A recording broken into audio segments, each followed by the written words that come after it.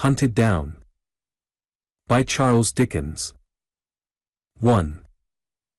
Most of us see some romances in life.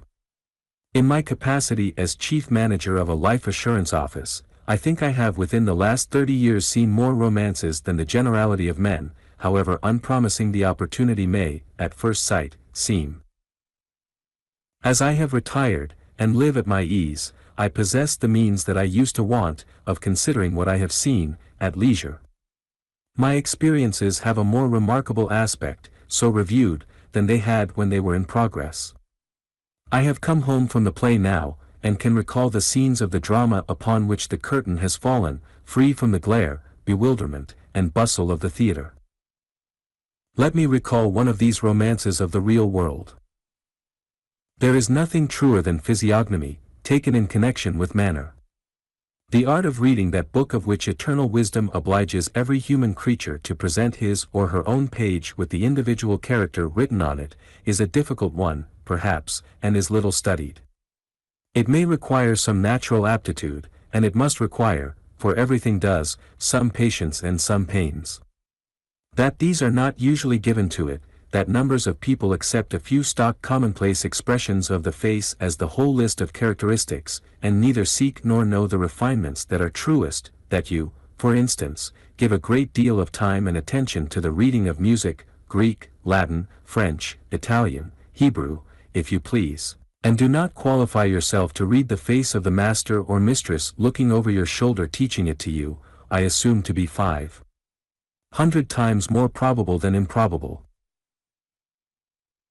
Perhaps a little self-sufficiency may be at the bottom of this. Facial expression requires no study from you, you think, it comes by nature to you to know enough about it, and you are not to be taken in. I confess, for my part, that I have been taken in, over and over again. I have been taken in by acquaintances, and I have been taken in, of course, by friends, far oftener by friends than by any other class of persons. How came I to be so deceived?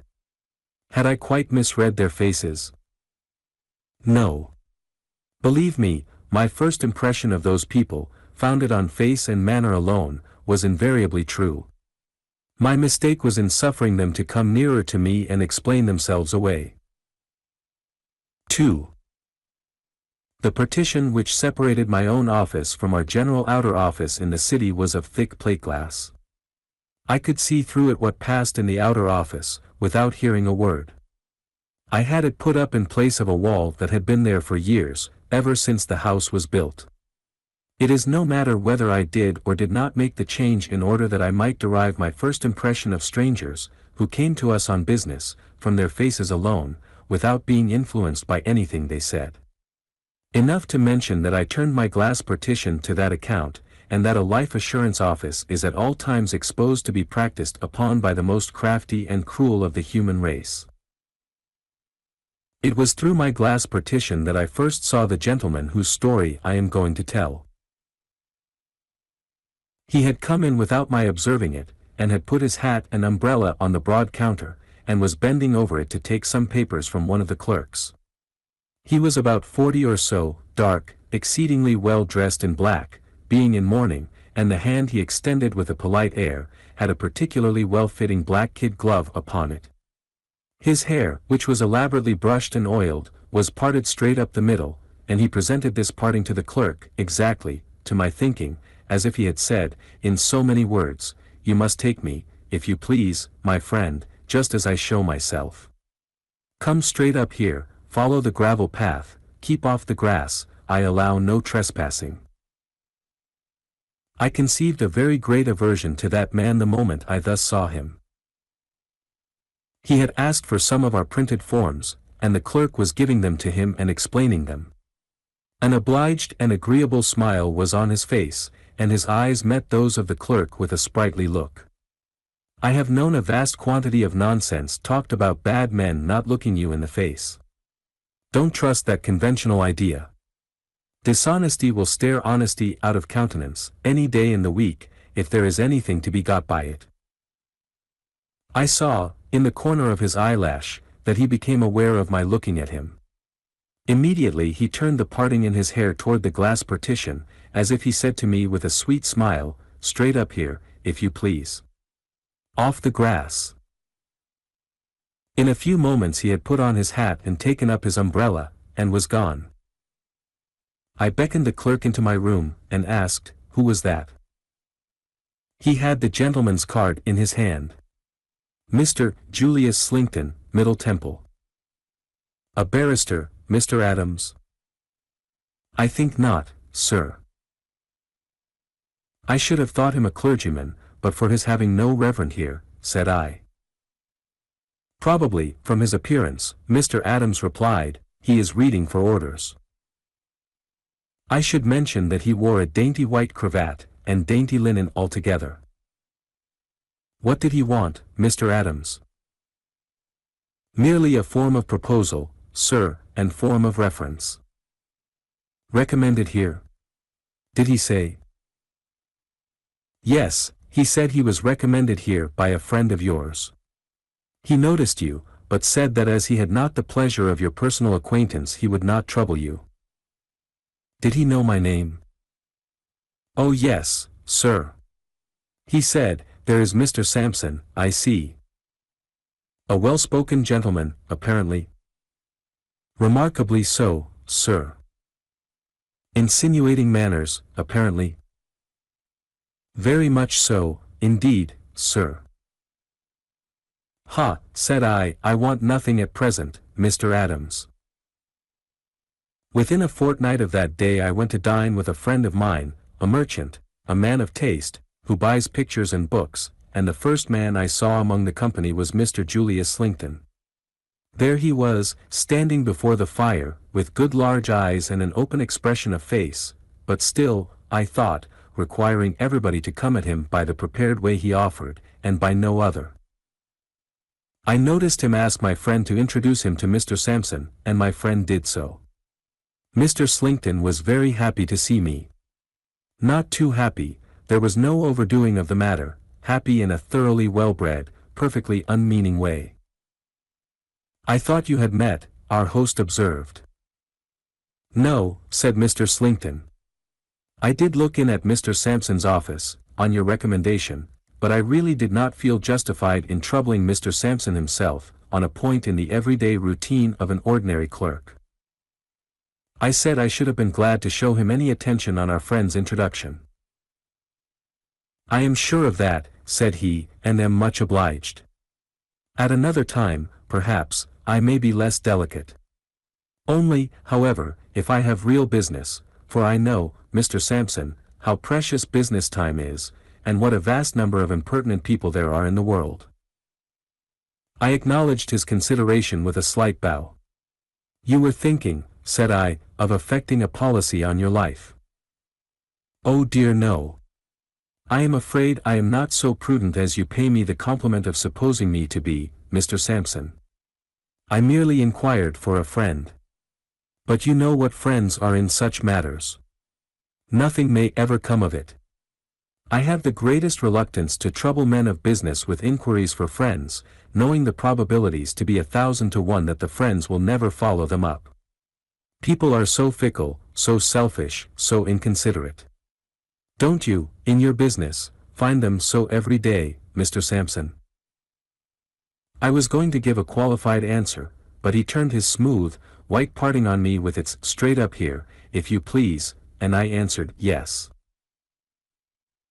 I hear, Mr. Sampson, he resumed presently, for our friend had a new cook, and dinner was not so punctual as usual, that your profession has recently suffered a great loss. In money, said I. He laughed at my ready association of loss with money, and replied, no, in talent and vigor. Not at once following out his allusion, I considered for a moment. Has it sustained a loss of that kind? Said I was not aware of it. Understand me, Mr. Sampson. I don't imagine that you have retired. It is not so bad as that. But Mr. Meltham. Oh, to be sure, said I, yes. Mr. Meltham, the young actuary of the inestimable. Just so, he returned in a consoling way. He is a great loss. He was at once the most profound, the most original, and the most energetic man I have ever known connected with life assurance. I spoke strongly, for I had a high esteem and admiration for Meltham, and my gentleman had indefinitely conveyed to me some suspicion that he wanted to sneer at him. He recalled me to my guard by presenting that trim pathway up his head, with its internal, not on the grass, if you please, the gravel. You knew him, Mr. Slinkton. Only by reputation. To have known him as an acquaintance or as a friend, is an honor I should have sought if he had remained in society, though I might never have had the good fortune to attain it, being a man of far inferior mark. He was scarcely above 30, I suppose. About 30. Ah, he sighed in his former consoling way. What creatures we are! To break up, Mr. Sampson, and become incapable of business at that time of life, any reason assigned for the melancholy fact? Humph, thought I, as I looked at him. But I won't go up the track, and I will go on the grass. What reason have you heard assigned, Mr. Slinkton? I asked, point blank. Most likely a false one. You know what rumor is, Mr. Sampson. I never repeat what I hear, it is the only way of paring the nails and shaving the head of rumor. But when you ask me what reason I have heard assigned for Mr. Meltham's passing away from among men, it is another thing. I am not gratifying idle gossip then. I was told, Mr. Sampson, that Mr. Meltham had relinquished all his avocations and all his prospects, because he was, in fact, broken-hearted. A disappointed attachment I heard, though it hardly seems probable, in the case of a man so distinguished and so attractive. Attractions and distinctions are no armor against death, said I. Oh, she died? Pray pardon me. I did not hear that. That, indeed, makes it very, very sad. Poor Mr. Meltham. She died. Ah, dear me. Lamentable, lamentable. I still thought his pity was not quite genuine, and I still suspected an unaccountable sneer under all this, until he said, as we were parted, like the other knots of talkers, by the announcement of dinner. Mr. Sampson, you are surprised to see me so moved on behalf of a man whom I have never known. I am not so disinterested as you may suppose. I have suffered, and recently too, from death myself. I have lost one of two charming nieces, who were my constant companions. She died young, barely 23, and even her remaining sister is far from strong. The world is a grave. He said this with deep feeling, and I felt reproached for the coldness of my manner. Coldness and distrust had been engendered in me, I knew, by my bad experiences. They were not natural to me, and I often thought how much I had lost in life, losing trustfulness, and how little I had gained, gaining hard caution. This state of mind being habitual to me, I troubled myself more about this conversation than I might have troubled myself about a greater matter. I listened to his talk at dinner, and observed how readily other men responded to it, and with what a graceful instinct he adapted his subjects to the knowledge and habits of those he talked with. As, in talking with me, he had easily started the subject I might be supposed to understand best, and to be the most interested in, so, in talking with others, he guided himself by the same rule. The company was of a varied character, but he was not at fault, that I could discover, with any member of it. He knew just as much of each man's pursuit as made him agreeable to that man in reference to it, and just as little as made it natural in him to seek modestly for information when the theme was broached. As he talked and talked, but really not too much, for the rest of us seemed to force it upon him, I became quite angry with myself. I took his face to pieces in my mind, like a watch, and examined it in detail. I could not say much against any of his features separately, I could say even less against them when they were put together. Then is it not monstrous, I asked myself, that because a man happens to part his hair straight up the middle of his head, I should permit myself to suspect, and even to detest him? I may stop to remark that this was no proof of my sense. An observer of men who finds himself steadily repelled by some apparently trifling thing in a stranger is right to give it great weight. It may be the clue to the whole mystery. A hair or two will show where a lion is hidden. A very little key will open a very heavy door. I took my part in the conversation with him after a time, and we got on remarkably well. In the drawing room I asked the host how long he had known Mr. Slinkton. He answered, not many months. He had met him at the house of a celebrated painter then present, who had known him well when he was traveling with his nieces in Italy for their health. His plans in life being broken by the death of one of them, he was reading with the intention of going back to college as a matter of form, taking his degree, and going into orders. I could not but argue with myself that here was the true explanation of his interest in poor Meltham, and that I had been almost brutal in my distrust on that simple head. 3. On the very next day but one I was sitting behind my glass partition, as before, when he came into the outer office, as before. The moment I saw him again without hearing him, I hated him worse than ever. It was only for a moment that I had this opportunity, for he waved his tight-fitting black glove the instant I looked at him, and came straight in. "Mr. Sampson, good day. I presume, you see, upon your kind permission to intrude upon you.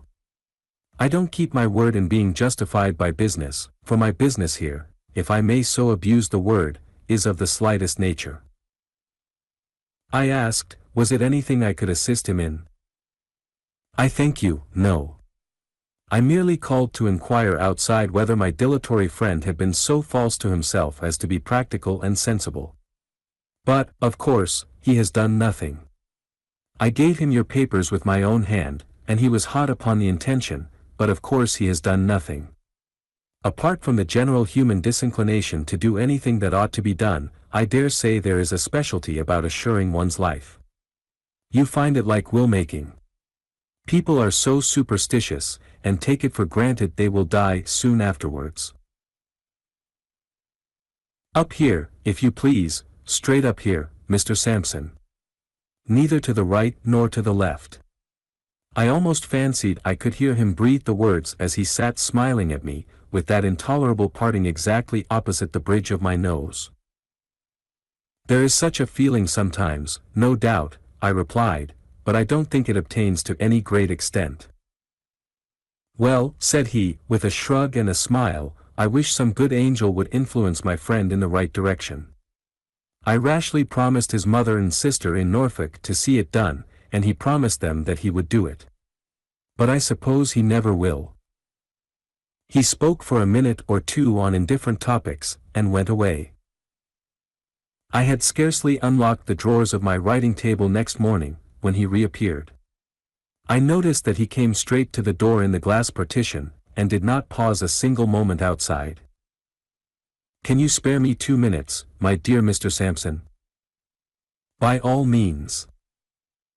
"Much obliged." Laying his hat and umbrella on the table, "I came early, not to interrupt you. The fact is, I am taken by surprise in reference to this proposal my friend has made." "Has he made one?" said I. "Yes," he answered, deliberately looking at me, and then a bright idea seemed to strike him, or he only tells me he has. Perhaps that may be a new way of evading the matter. By Jupiter, I never thought of that. Mr. Adams was opening the morning's letters in the outer office. "What is the name, Mr. Slinkton?" I asked. "Beckwith." I looked out at the door and requested Mr. Adams, if there were a proposal in that name, to bring it in. He had already laid it out of his hand on the counter. It was easily selected from the rest, and he gave it me. "Alfred Beckwith. Proposal to effect a policy with us for £2,000. Dated yesterday. From the Middle Temple, I see, Mr. Slinkton." "Yes. He lives on the same staircase with me, his door is opposite. I never thought he would make me his reference though. It seems natural enough that he should." "Quite so, Mr. Sampson, but I never thought of it. Let me see. He took the printed paper from his pocket. How am I to answer all these questions? According to the truth, of course, said I. Oh, of course, he answered, looking up from the paper with a smile, I meant they were so many. But you do right to be particular. It stands to reason that you must be particular. Will you allow me to use your pen and ink? Certainly. And your desk? Certainly. He had been hovering about between his hat and his umbrella for a place to write on. He now sat down in my chair, at my blotting paper and inkstand, with the long walk up his head in accurate perspective before me, as I stood with my back to the fire. Before answering each question he ran over it aloud, and discussed it. How long had he known Mr. Alfred Beckwith? That he had to calculate by years upon his fingers. What were his habits? No difficulty about them, temperate in the last degree, and took a little too much exercise, if anything. All the answers were satisfactory. When he had written them all, he looked them over, and finally signed them in a very pretty hand. He supposed he had now done with the business. I told him he was not likely to be troubled any farther. Should he leave the papers there? If he pleased. Much obliged. Good morning. I had had one other visitor before him, not at the office, but at my own house. That visitor had come to my bedside when it was not yet daylight, and had been seen by no one else but by my faithful confidential servant. A second reference paper, for we required always two, was sent down into Norfolk, and was duly received back by post. This, likewise, was satisfactorily answered in every respect. Our forms were all complied with, we accepted the proposal, and the premium for 1 year was paid. 5. For 6 or 7 months I saw no more of Mr. Slinkton. He called once at my house, but I was not at home, and he once asked me to dine with him in the Temple, but I was engaged. His friend's assurance was effected in March. Late in September or early in October I was down at Scarborough for a breath of sea air, where I met him on the beach. It was a hot evening, he came toward me with his hat in his hand, and there was the walk I had felt so strongly disinclined to take in perfect order again, exactly in front of the bridge of my nose. He was not alone, but had a young lady on his arm. She was dressed in mourning, and I looked at her with great interest. She had the appearance of being extremely delicate, and her face was remarkably pale and melancholy, but she was very pretty. He introduced her as his niece, Miss Niner. Are you strolling, Mr. Sampson? Is it possible you can be idle? It was possible, and I was strolling. Shall we stroll together? With pleasure. The young lady walked between us, and we walked on the cool sea sand, in the direction of Filey. There have been wheels here, said Mr. Slinkton. And now I look again, the wheels of a hand carriage. Margaret, my love, your shadow without doubt. Miss Niner's shadow? I repeated, looking down at it on the sand.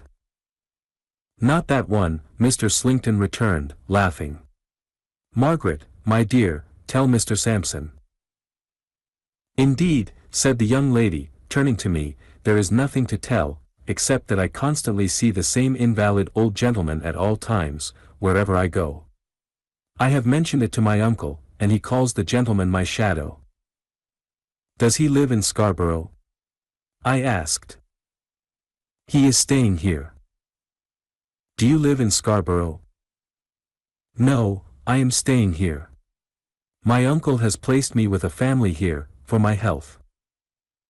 And your shadow, said I, smiling. My shadow, she answered, smiling too, is, like myself, not very robust, I fear, for I lose my shadow sometimes, as my shadow loses me at other times. We both seem liable to confinement to the house. I have not seen my shadow for days and days, but it does oddly happen, occasionally, that wherever I go, for many days together, this gentleman goes. We have come together in the most unfrequented nooks on this shore. Is this he? Said I, pointing before us. The wheels had swept down to the water's edge, and described a great loop on the sand in turning. Bringing the loop back towards us, and spinning it out as it came, was a hand carriage, drawn by a man.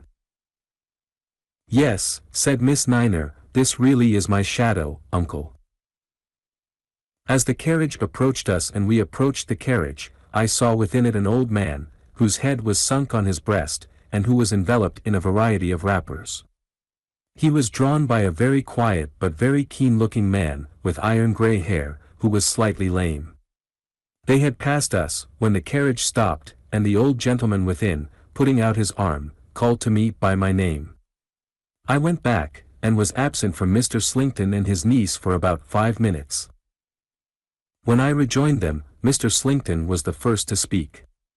Indeed, he said to me in a raised voice before I came up with him, "It is well you have not been longer, or my niece might have died of curiosity to know who her shadow is, Mr. Sampson." "An old East India director," said I, "an intimate friend of our friends, at whose house I first had the pleasure of meeting you. A certain Major Banks. You have heard of him?" "Never." "Very rich, Miss Niner, but very old, and very crippled. An amiable man, sensible, much interested in you. He has just been expatiating on the affection that he has observed to exist between you and your uncle." Mr. Slinkton was holding his hat again, and he passed his hand up the straight walk, as if he himself went up it serenely, after me. "Mr. Sampson," he said, tenderly pressing his niece's arm in his, "our affection was always a strong one, for we have had but few near ties. We have still fewer now. We have associations to bring us together, that are not of this world, Margaret." "Dear uncle," murmured the young lady, and turned her face aside to hide her tears. "My niece and I have such remembrances and regrets in common, Mr. Sampson," he feelingly pursued, "that it would be strange indeed if the relations between us were cold or indifferent. If I remember a conversation we once had together, you will understand the reference I make. Cheer up, dear Margaret. Don't droop, don't droop. My Margaret. I cannot bear to see you droop." The poor young lady was very much affected, but controlled herself. His feelings, too, were very acute. In a word, he found himself under such great need of a restorative, that he presently went away, to take a bath of sea water, leaving the young lady and me sitting by a point of rock, and probably presuming, but that you will say was a pardonable indulgence in a luxury, that she would praise him with all her heart. She did, poor thing. With all her confiding heart, she praised him to me, for his care of her dead sister, and for his untiring devotion in her last illness. The sister had wasted away very slowly, and wild and terrible fantasies had come over her toward the end, but he had never been impatient with her, or at a loss, had always been gentle, watchful, and self-possessed. The sister had known him, as she had known him, to be the best of men, the kindest of men, and yet a man of such admirable strength of character, as to be a very tower for the support of their weak natures while their poor lives endured. "I shall leave him, Mr. Sampson, very soon," said the young lady. "I know my life is drawing to an end, and when I am gone, I hope he will marry and be happy. I am sure he has lived single so long, only for my sake, and for my poor, poor sisters." The little hand carriage had made another great loop on the damp sand, and was coming back again, gradually spinning out a slim figure of 8, half a mile long. "Young lady," said I, looking around, laying my hand upon her arm, and speaking in a low voice, "time presses. You hear the gentle murmur of that sea?" "Young lady," said I, laying my hand upon her arm. "Time presses." She looked at me with the utmost wonder and alarm, saying, "Yes." "And you know what a voice is in it when the storm comes?" "Yes." "You see how quiet and peaceful it lies before us, and you know what an awful sight of power without pity it might be, this very night." "Yes." "But if you had never heard or seen it, or heard of it in its cruelty, could you believe that it beats every inanimate thing in its way to pieces, without mercy, and destroys life without remorse? You terrify me, sir, by these questions. To save you, young lady, to save you. For God's sake, collect your strength and collect your firmness. If you were here alone, and hemmed in by the rising tide on the flow to 50 feet above your head, you could not be in greater danger than the danger you are now to be saved from. The figure on the sand was spun out, and straggled off into a crooked little jerk that ended at the cliff very near us. As I am, before heaven and the judge of all mankind, your friend, and your dead sister's friend, I solemnly entreat you, Miss Niner, without one moment's loss of time, to come to this gentleman with me. If the little carriage had been less near to us, I doubt if I could have got her away, but it was so near that we were there before she had recovered the hurry of being urged from the rock. I did not remain there with her 2 minutes. Certainly within 5, I had the inexpressible satisfaction of seeing her, from the point we had sat on, and to which I had returned, half supported and half carried up some rude steps notched in the cliff, by the figure of an active man. With that figure beside her, I knew she was safe anywhere. I sat alone on the rock, awaiting Mr. Slinkton's return. The twilight was deepening and the shadows were heavy, when he came round the point, with his hat hanging at his buttonhole, smoothing his wet hair with one of his hands, and picking out the old path with the other in a pocket comb.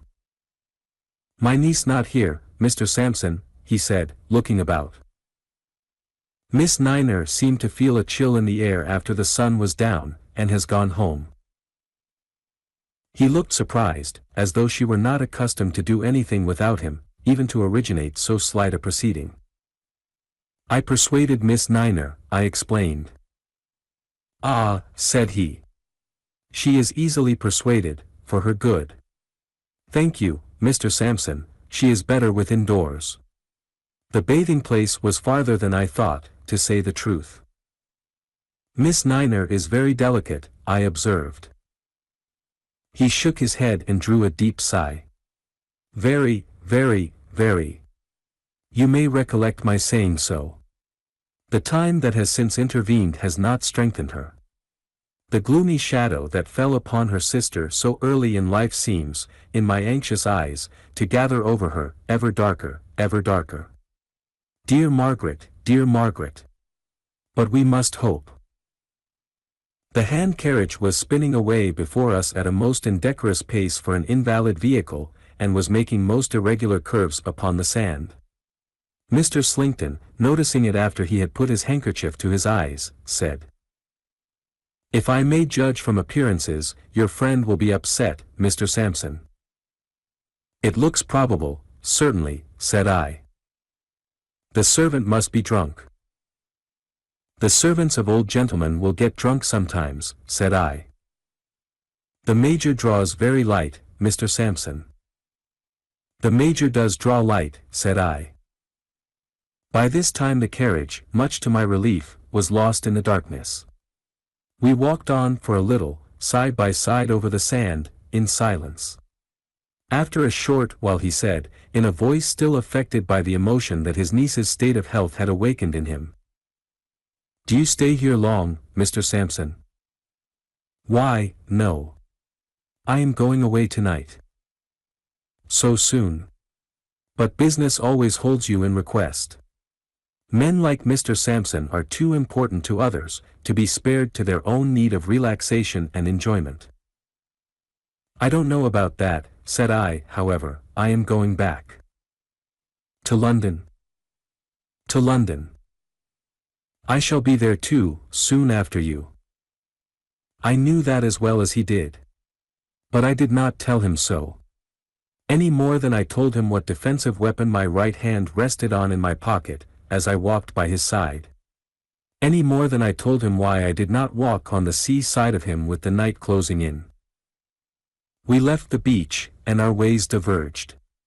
We exchanged good night, and had parted indeed, when he said, returning. Mr. Sampson, may I ask?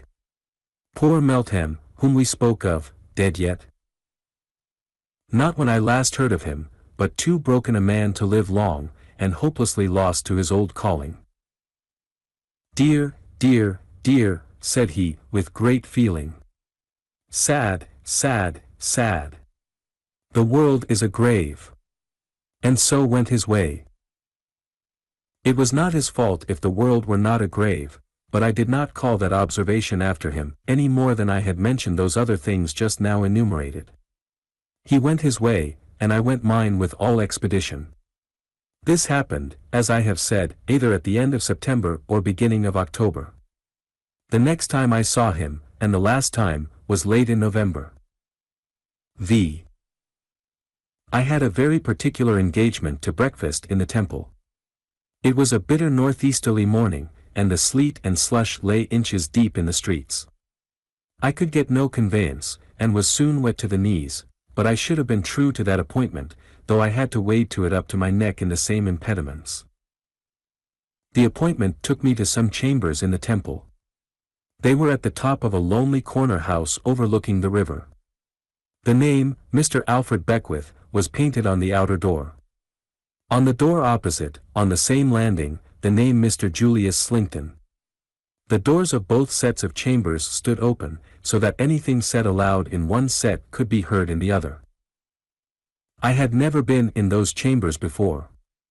They were dismal, close, unwholesome, and oppressive. The furniture, originally good, and not yet old, was faded and dirty. The rooms were in great disorder. There was a strong prevailing smell of opium, brandy, and tobacco. The grate and fire irons were splashed all over with unsightly blotches of rust, and on a sofa by the fire, in the room where breakfast had been prepared, lay the host, Mr. Beckwith, a man with all the appearances of the worst kind of drunkard, very far advanced upon his shameful way to death.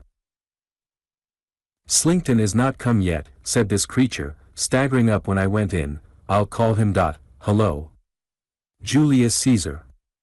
Come and drink."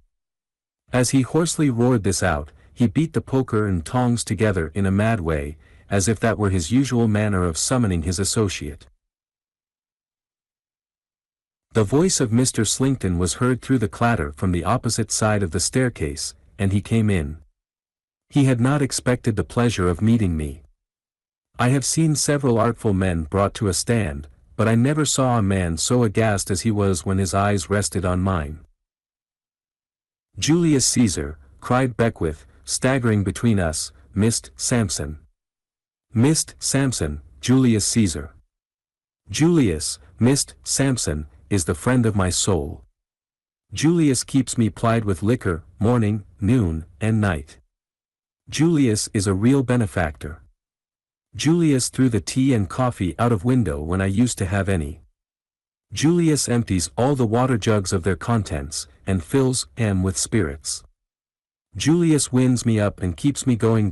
Boil the brandy, Julius." There was a rusty and furred saucepan in the ashes. The ashes looked like the accumulation of weeks, and Beckwith, rolling and staggering between us as if he were going to plunge headlong into the fire, got the saucepan out, and tried to force it into Slinkton's hand. "Boil the brandy, Julius Caesar. Come. Do your usual office. Boil the brandy." He became so fierce in his gesticulations with the saucepan, that I expected to see him lay open Slinkton's head with it. I therefore put out my hand to check him. He reeled back to the sofa, and sat there panting, shaking, and red-eyed, in his rags of dressing gown, looking at us both. I noticed then that there was nothing to drink on the table but brandy, and nothing to eat but salted herrings, and a hot, sickly, highly peppered stew. "At all events, Mr. Sampson," said Slinkton, offering me the smooth gravel path for the last time, "I thank you for interfering between me and this unfortunate man's violence. However you came here, Mr. Sampson, or with whatever motive you came here, at least I thank you for that." "Boil the brandy," muttered Beckwith. Without gratifying his desire to know how I came there, I said, quietly, "How is your niece, Mr. Slinkton?" He looked hard at me, and I looked hard at him. "I am sorry to say, Mr. Sampson, that my niece has proved treacherous and ungrateful to her best friend. She left me without a word of notice or explanation. She was misled, no doubt, by some designing rascal. Perhaps you may have heard of it. I did hear that she was misled by a designing rascal. In fact, I have proof of it. Are you sure of that? Said he. Quite. Boil the brandy, muttered Beckwith. Company to breakfast, Julius Caesar. Do your usual office, provide the usual breakfast, dinner, tea, and supper. Boil the brandy. The eyes of Slinkton looked from him to me, and he said, after a moment's consideration. Mr. Sampson, you are a man of the world, and so am I. I will be plain with you. Oh no, you won't, said I, shaking my head. I tell you, sir, I will be plain with you. And I tell you will not, said I know all about you. You plain with anyone? Nonsense, nonsense. I plainly tell you, Mr. Sampson, he went on, with a manner almost composed, that I understand your object.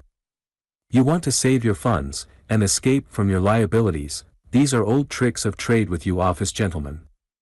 But you will not do it, sir, you will not succeed. You have not an easy adversary to play against, when you play against me. We shall have to inquire, in due time, when and how Mr. Beckwith fell into his present habits. With that remark, sir, I put this poor creature, and his incoherent wanderings of speech, aside, and wish you a good morning in a better case next time. While he was saying this, Beckwith had filled a half-pint glass with brandy. At this moment, he threw the brandy at his face, and threw the glass after it. Slinkton put his hands up, half blinded with the spirit, and cut with the glass across the forehead. At the sound of the breakage, a fourth person came into the room, closed the door, and stood at it. He was a very quiet but very keen-looking man, with iron-gray hair, and slightly lame. Slinkton pulled out his handkerchief, assuaged the pain in his smarting eyes, and dabbled the blood on his forehead. He was a long time about it, and I saw that in the doing of it, a tremendous change came over him, occasioned by the change in Beckwith, who ceased to pant and tremble, sat upright, and never took his eyes off him. I never in my life saw a face in which abhorrence and determination were so forcibly painted as in Beckwith's then. Look at me, you villain, said Beckwith, and see me as I really am. I took these rooms, to make them a trap for you. I came into them as a drunkard, to bait the trap for you. You fell into the trap, and you will never leave it alive. On the morning when you last went to Mr. Sampson's office, I had seen him first. Your plot has been known to both of us, all along, and you have been counterplotted all along. What? Having been cajoled into putting that prize of £2,000 in your power, I was to be done to death with brandy, and, brandy not proving quick enough, with something quicker. Have I never seen you, when you thought my senses gone, pouring from your little bottle into my glass? Why, you murderer and forger, alone here with you in the dead of night, as I have so often been, I have had my hand upon the trigger of a pistol, 20 times, to blow your brains out. This sudden starting up of the thing that he had supposed to be his imbecile victim into a determined man, with a settled resolution to hunt him down and be the death of him, mercilessly expressed from head to foot, was, in the first shock, too much for him. Without any figure of speech, he staggered under it.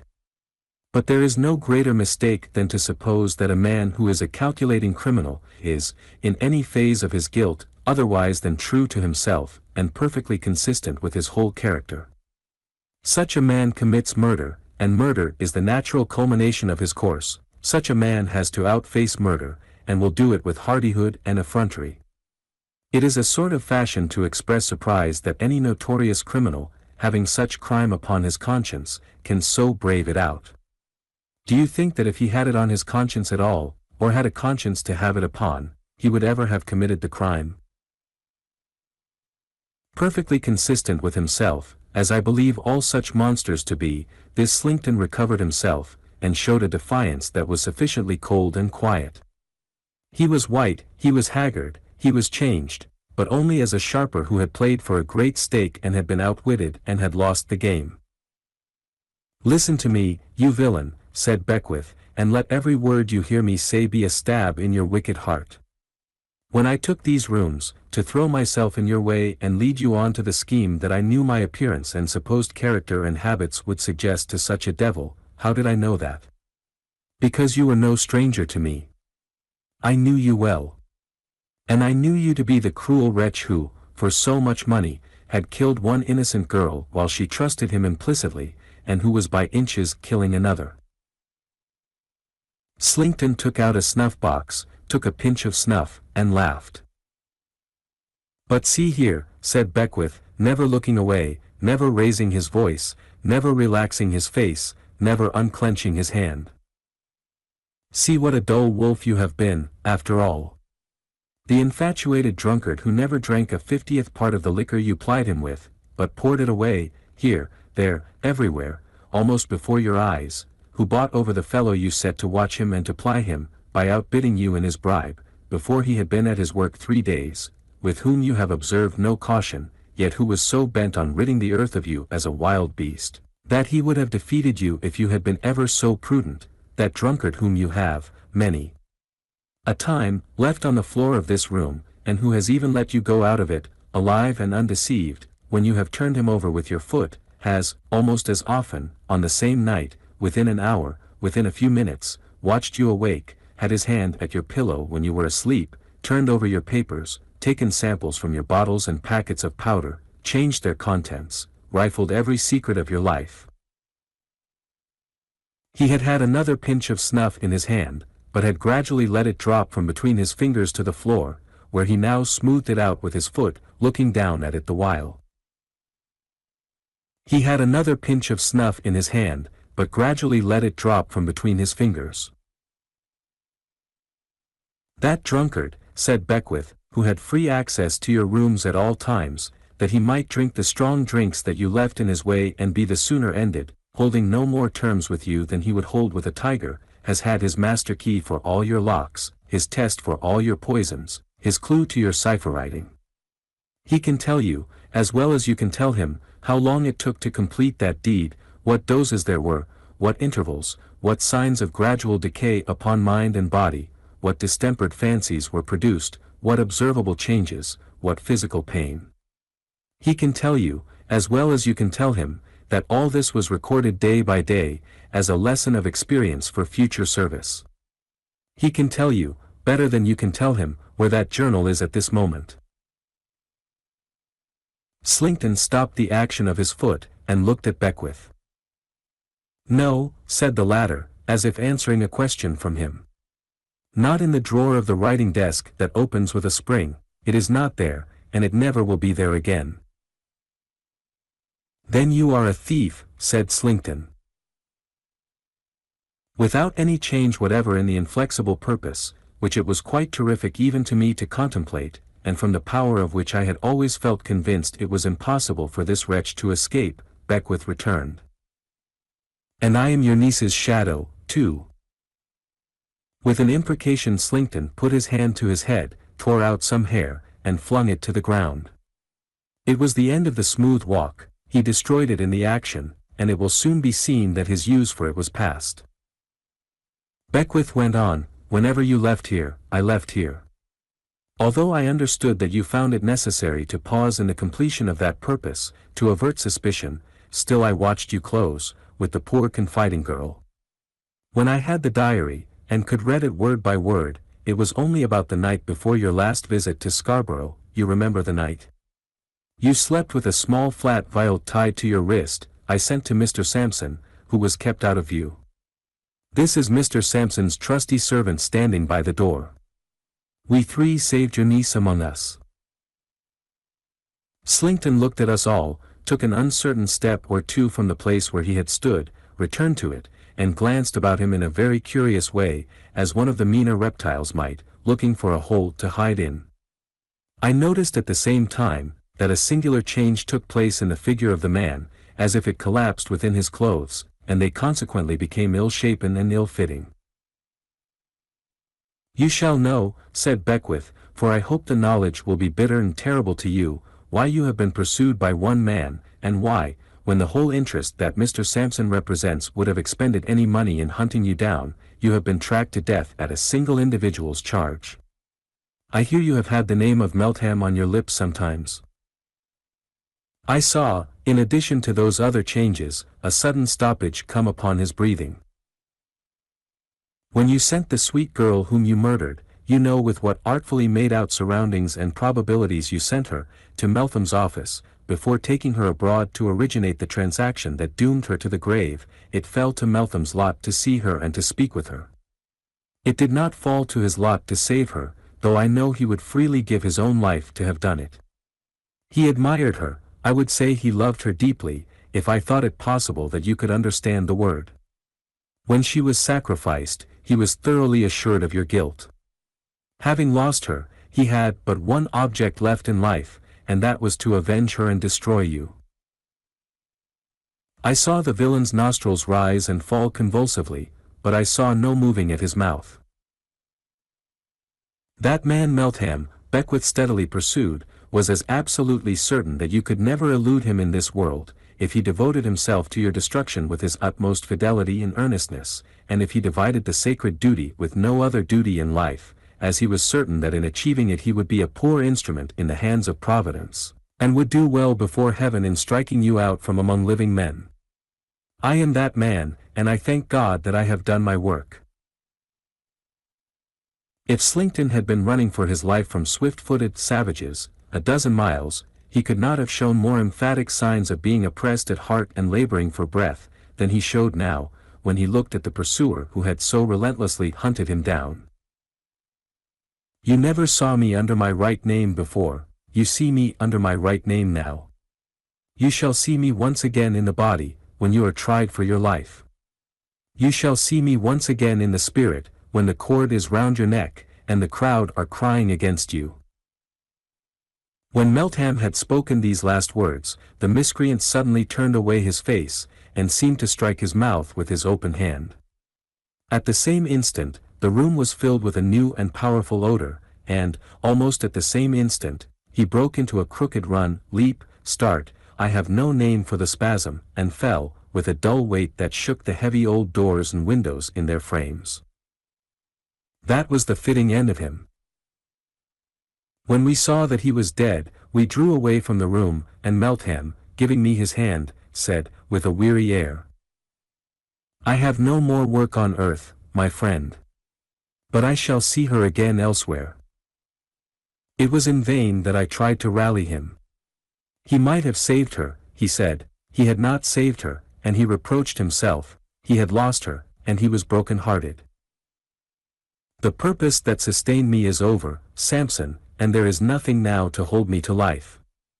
I am not fit for life, I am weak and spiritless, I have no hope and no object, my day is done. In truth, I could hardly have believed that the broken man who then spoke to me was the man who had so strongly and so differently impressed me when his purpose was before him. I used such entreaties with him, as I could, but he still said, and always said, in a patient, undemonstrative way, nothing could avail him, he was broken-hearted. He died early in the next spring.